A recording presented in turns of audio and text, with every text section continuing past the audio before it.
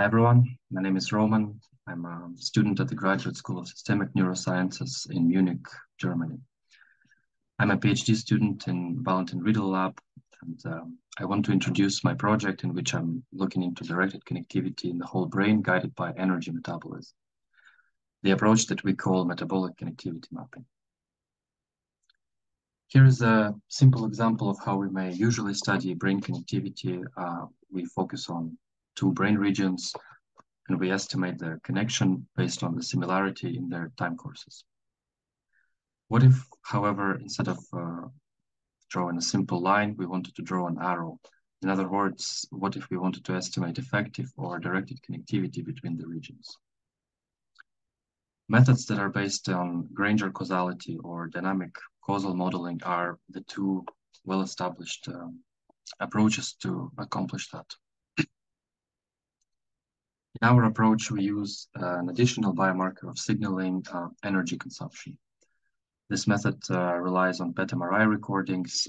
It's been established by Riedl in 2015 and also used in this study a few years later. However, both of these studies only focused on a small number of connections, and in this project, we wanted to extend this concept to the study of whole brain connectivity.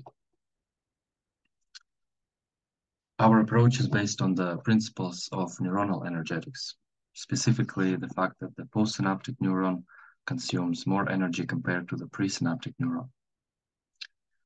We scale this fact from the level of individual neurons to the level of brain regions and whole brain networks.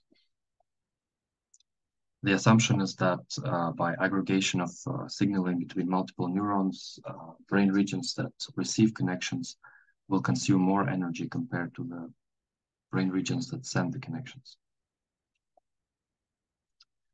Our dataset includes 20 subjects with pooled fMRI and FDG PET recordings, and in addition, we have diffusion-weighted images.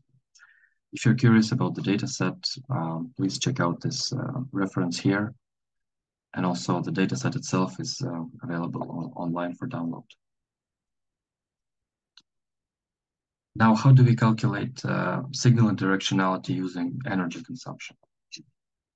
I begin by finding the similarity between the two fMRI bold time series using partial Pearson correlation. Secondly, to only focus on the biologically plausible connections, I scale functional connectivity by the number of streamlines connecting the two regions.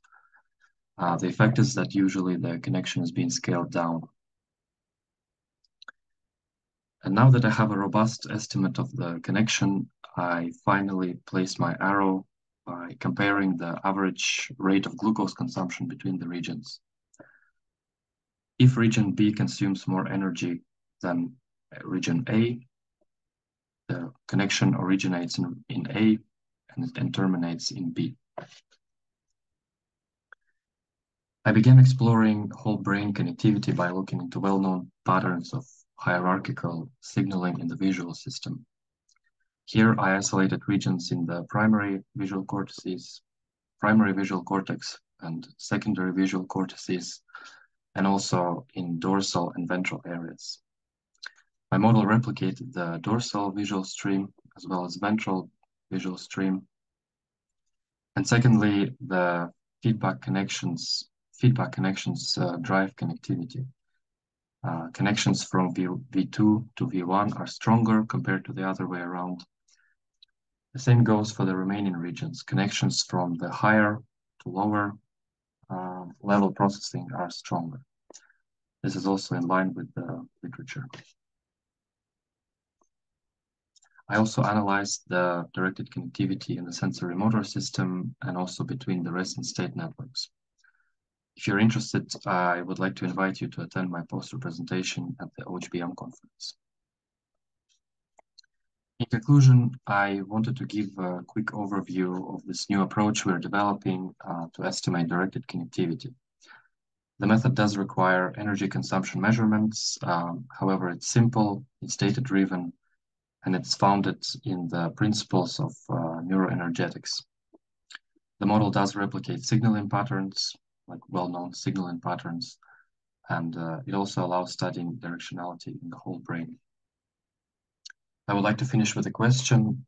It is well known that in Alzheimer's disease, connectivity within resting state networks, specifically in default mode network, is disrupted.